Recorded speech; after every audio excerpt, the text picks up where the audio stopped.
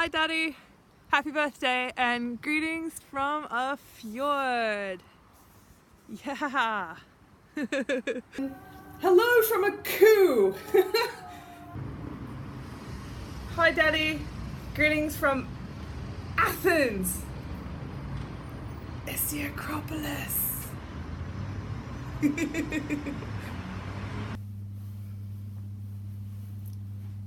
Hi Daddy, happy birthday. You're older. Someone should really, get on that whole age is a disease thing and figure out that cure.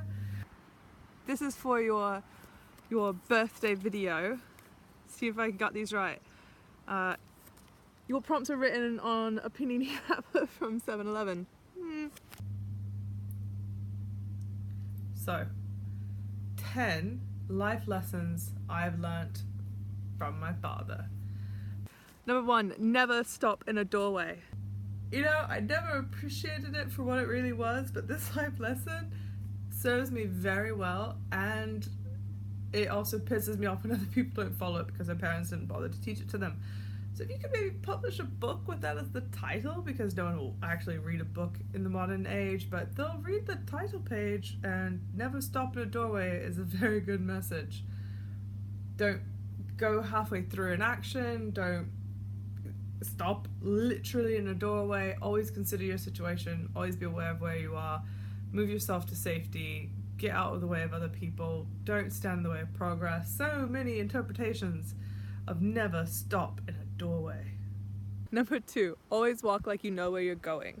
This literally saves me. I'm very convinced everywhere I go in the world, I walk as if I know where I'm going. The locals are always stopping me, asking, oh, do you know where this shop is? Do you know where this street is? Tourists stop me asking me for directions in a place where I am a tourist, because I carry myself in a fashion that says, this is my block, I know where I am, I know where I'm going, because I walk as if I know where I'm going. And it's not about bravado, it's about confidence. So my second life lesson from my father is have confidence. No matter what, find that thing inside yourself that allows you to be confident in whatever situation. So thank you. Number 3, success is being willing to do what others won't.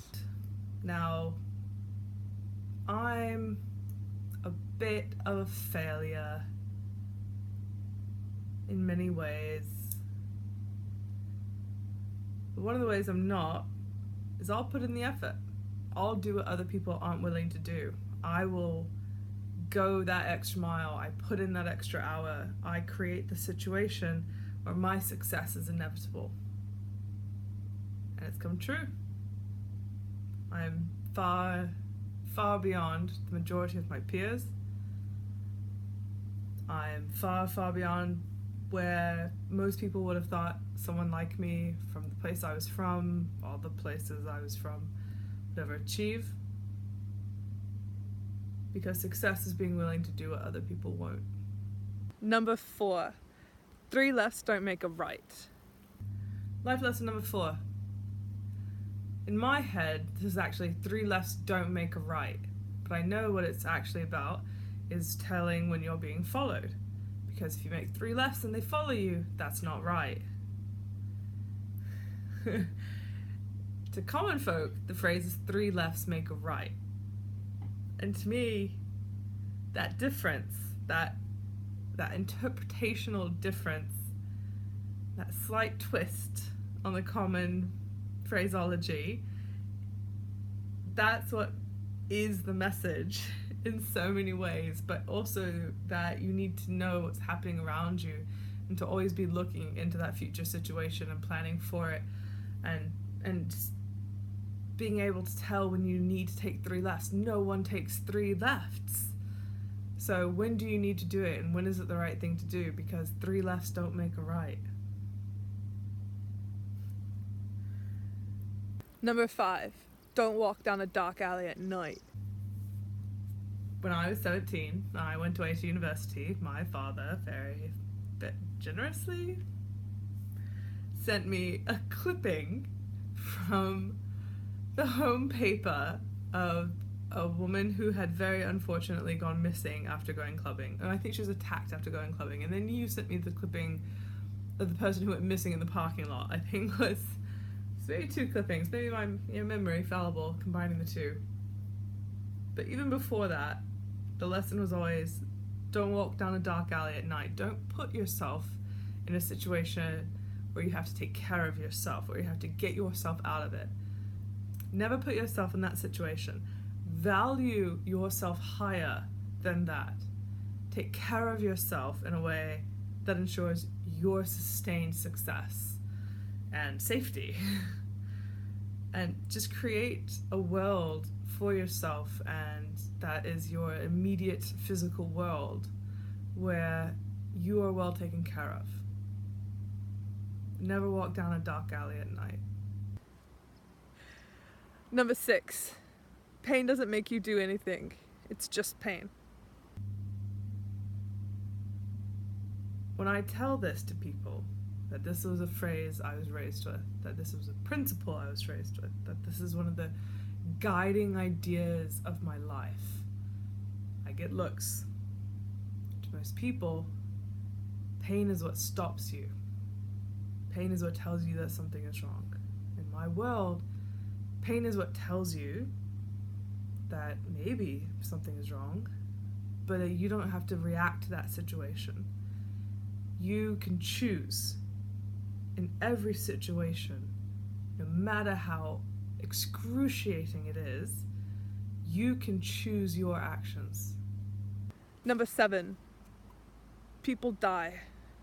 The false sense of community that is created from people trying to empathize or express sympathy for a death on the other side of the world, for someone they never knew dying in something they never knew they wanted to even think about, for a cause that they don't understand, blah blah blah blah blah blah blah blah blah.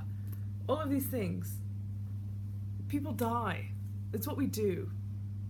I don't need to waste my time in false mourning. I don't need to waste my time in those societal niceties that say ignore everything else going on and spend your time dwelling in this place. And even if it's not about someone's death, spend your time in this circumstance and consider it in this fashion, because that's what we all do, and that's the species experience. And I think that's ridiculous, because people die. I can't mourn the death of every person, and I'm not going to. People die. Number 8, run your own race. Kind of tied to many of the other ones in principle, but it's that distilled essence of it. I can only ever run my own race, and I should only ever care to run my own race, and I should never care what other people are doing in their race. My race is mine. I'm going to run my own race. I'm not going to try and run someone else's for them or try to imagine the experience of running their race. I'm going to actually run mine. I'm going to engage the world around me. I'm going to be part of this. I'm going to run my race, and only my race. Number 9, what time is it?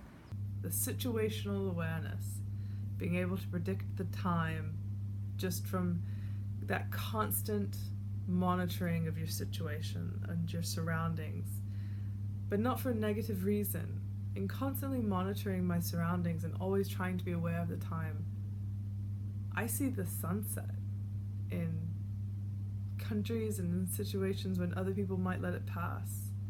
I become aware of it in the middle of a flight, and I raise the blind on the window and I stare out at this gorgeous opportunity to watch the sunset on the planet. And I'm more of a sunset than a sunrise person. But when I wake in the morning, I know the time I value and have to myself before my day is dedicated to other pursuits, because I know what time it is. And number 10, what are your ethics worth? People who have had brief interactions with me, when they've introduced me to other people, they have said, this is the person you talk to if you want a dose of reality. This is the person you talk to if you want to hear the truth.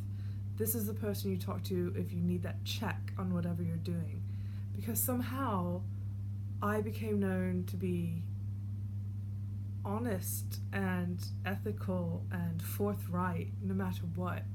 I think it's because early into my career, I talked to my father, and my father told me, always think, what are your ethics worth? And behave that way. And my ethics turned out to be worth a lot, to be worth an amount no company can meet. And it's a lesson I learned from my dad, who didn't just do whatever was required. He thought about the requirement and did the right thing, because his ethics were worth a lot. So thank you, Daddy, for my 10 life lessons that you have taught me over the years, and the way that they are applied again and again through all the phases of my life. I look forward to it very much. Moving forward into the future with these, I think I'm going to be very well equipped. I didn't know what to give you for your birthday. I usually don't struggle to come up with an idea for a gift. I love to give flowers because it's that moment of joy every time you look at them. But on this birthday, I really struggled, because every time I thought about what thing I wanted to give you, all I could think is I wanted to say thank you. I wanted to tell you how thankful I am for the life that I lead. I'm in this extraordinary situation that few people will ever experience. I am traveling the world. I'm engaging with cultures I've never touched before. And I'm doing it in a way that's successful and is going to make my life better and richer on so many different levels. And it's because of the tools and the mindset and the skills that you taught me, and the experiences you brought to me early in life, and the education you made sure I had. My competency as a world traveler, my existence as who I am, that has enabled me to be where I am, it's all thanks to you. Your birthday is not a thing, but it's the thing that means most to me in the world. It's the thing that has made me who I am. So thank you, Daddy. Thank you for my life. Thank you for putting in the effort. Thank you for deciding on at least 10 simple principles that you knew would serve me well in the very long run. I hope your birthday is a happy one. I hope you take a moment to yourself to think about all the good you have done to this world. You've created me, and I'm fantastic, but you've done so much else besides. If I've learned these lessons from you, so have other people. You've created agents of change in the world and moments of safety for people who had none. You care about those in your charge. You're a fantastic person, Daddy. I'm very proud to know you, very proud to call you my father. I hope you have a fantastic and wonderful birthday. You yourself are one of the most amazing people, I truly believe, to walk the earth at this time. I wish more people could know you, but I know you wouldn't want that because you don't really like people. But you've been the best thing that ever happened to me, Daddy. Thank you so much. I love you more than anything else in the world.